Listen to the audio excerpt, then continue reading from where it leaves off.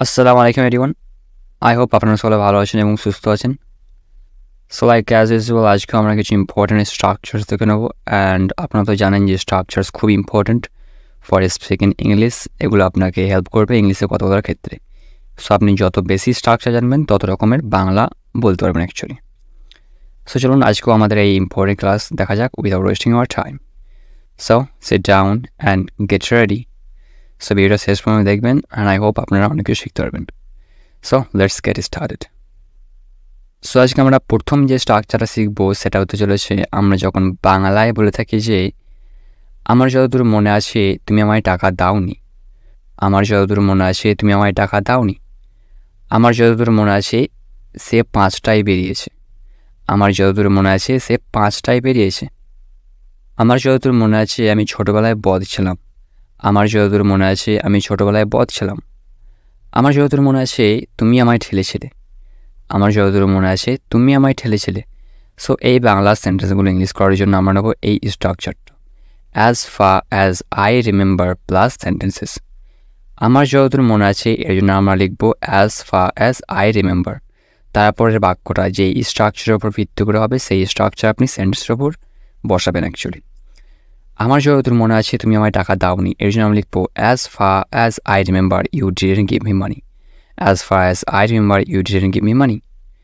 আমার যতদূর মনে আছে সে 5টায় বেরিয়েছে, as far as I remember he left at 5 o'clock, as far as I remember he left at 5 o'clock। আমার যতদূর মনে আছে আমি ছোটোবেলায় বদ ছিলাম, as far as I remember I was bad in my childhood, as far as I remember I was bad in my childhood.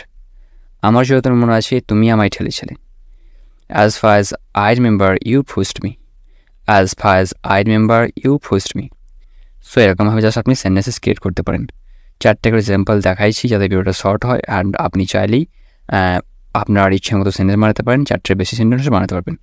So এটি ছিল আজকে আমাদের ফার্স্ট স্ট্রাকচার। আশা করি ভালো লেগেছে। সো যদি ভালো লেগে থাকে অ্যান্ড আপনি যে আমার চ্যানেলে যদি নতুন হয়ে থাকেন please subscribe my channel to get all the videos from my side. এখন আমরা দেখুন আমাদের সেকেন্ড স্ট্রাকচার। আমরা যখন বাংলায় বলে থাকি যে একটু তো অপেক্ষা করো, একটু তো অপেক্ষা করো, একটু তো নিজের যত্ন নাও, একটু তো নিজের যত্ন নাও, একটু তো খুশি থাকার চেষ্টা করো, একটু তো খুশি থাকার চেষ্টা করো, একটু তো কথা বলো। সো আমরা বাংলায় এরকম সেন্টেন্সেস প্রায় আমাদের লাইফে বলে থাকি। সো এই বাংলা সেন্টেন্সগুলো ইংলিশ করার জন্য আমরা নেব এই স্ট্রাকচারটা ভার্বের first form plus at least a little bit. So এখন একটু তো অপেক্ষা করো এর জন্য আমরা লিখব wait at least a little bit, wait at least a little bit. একটু তো নিজের যত্ন নাও, take care of yourself at least a little bit, take care of yourself at least a little bit. So আপনি প্রয়োজন মতো কিন্তু ভার্বের ফার্স্ট ফর্মের পর কিছু ওয়ার্ডস বসাতে পারেন। আমি জাস্ট এটা স্ট্রাকচার দেখাচ্ছি আপনাকে। অ্যান্ড আপনার যেমন একটু তো খুশি থাকার চেষ্টা করো, try to be happy at least a little bit, try to be happy at least a little bit. So এই যেমন ধরুন একটু তো অপেক্ষা করো এই জন্য আমরা লিখেছি wait at least a little bit. এর অ্যান্ড স্ট্রাকচার আমরা যেটা দিয়েছি সেম অ্যাকচুয়ালি, ভার্বের first form and at least a little bit. But এই যে সেন্টেন্সটা এখানে আছে ট্রাই হচ্ছে ভার্বের ফার্স্ট ফর্ম অ্যান্ড তারপরে at least a little bit, এর আগে আমরা টু বি হ্যাপি এটা আমরা বসেছি। সো আপনি ভার্বের ফার্স্ট ফর্মের পর আপনার যদি সেন্টেন্সে কোনো আদার ওয়ার্ডস প্রয়োজন হয়, অন্যান্য শব্দের প্রয়োজন হয়, তাহলে আপনি ভার্বের পর অ্যাকচুয়ালি বসাতে পারেন, তারপর লাস্টে at least a little bit বসাবেন। একটু তো কথা বলো, speak at least a little bit. So এটি ছিল আজকে আমাদের সেকেন্ড স্ট্রাকচার। আশা করি ভালো লেগেছে। এখন আমরা দেখে নেব এখন আমরা দেখে নেব আমাদের থার্ড স্ট্রাকচারটা। অ্যান্ড থার্ড স্ট্রাকচারটা দেখার আগে আপনি জাস্ট এটা আরেকটু শিখিয়ে দিই। সো যেমন আমরা যদি বাংলায় বলে থাকি যে একটু তো পড়তে দাও, সো একটু তো পড়তে দাও, একটু তো খেতে দাও। সো এই সেন্টেন্সগুলো আমরা জাস্ট লিখবো let me study at least a little bit. So পড়তে দাও ইংলিশ হচ্ছে আমাকে পড়তে দাও। সো পড়তে দাও ইংলিশ হচ্ছে লেট মি স্টাডি, অ্যান্ড একটু তো পড়তে দাও এটা ইংলিশ হবে let me study at least a little bit. একটু তো খেতে দাও লেট মি ইট, খেতে দাও, অ্যান্ড একটু তো খেতে দাও let me eat at least a little bit. So এরকমভাবে আপনি সেন্টেন্স বানাতে পারেন। সো এখন আমরা দেখুন আমাদের থার্ড ইম্পর্টেন্ট স্ট্রাকচারটা। সো আমরা যখন বাংলায় বলে থাকি যে ব্যাপারটা জেনে আমি তোমায় জানাবো, ব্যাপারটা জেনে আমি তোমায় জানাবো, টাকা পেয়ে আমি ঋণ মিটিয়ে দেবো, টাকা পেয়ে আমি ঋণ মিটিয়ে দেবো। আজ বাবা এসে তোমায় খুব বকবে, আজ বাবা এসে তোমায় খুব বকবে। সে কলকাতা পৌঁছে আমায় কল করবে, সে কলকাতা পৌঁছে আমায় কল করবে। সো আমরা বাংলায় এরকম সেন্টেন্সে যখন নিয়ে থাকি তখন এই বাংলা সেন্টেন্সগুলো ইংলিশ করার জন্য আমরা নেব future indefinite plus after plus ভার্বের ফোর্থ ফর্ম, এই স্ট্রাকচারটা। এখন সেন্টেন্সগুলো আপনি দেখে নিন, তাহলে ভালোভাবে বুঝতে পারবেন। ব্যাপারটা জেনে আমি তোমায় জানাবো, এর জন্য আমরা লিখব I will let you know after knowing the matter, I will let you know after knowing the matter, after knowing the matter. So future indefinite তারপরে জাস্ট আপনি বসাবেন আফটার প্লাস ভার্বের ফোর্থ ফর্ম। অ্যান্ড আপনারা তো জানেন যে future ইনডেফিনাইটের structure হচ্ছে সাবজেক্ট প্লাস উইল প্লাস ভার্বের ফার্স্ট ফর্ম প্লাস আদার ওয়ার্ডস।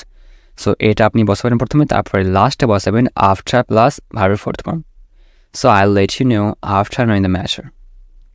টাকা পেয়ে আমি ঋণ শোধ করব, টাকা পেয়ে আমি ঋণ মিটিয়ে দেবো।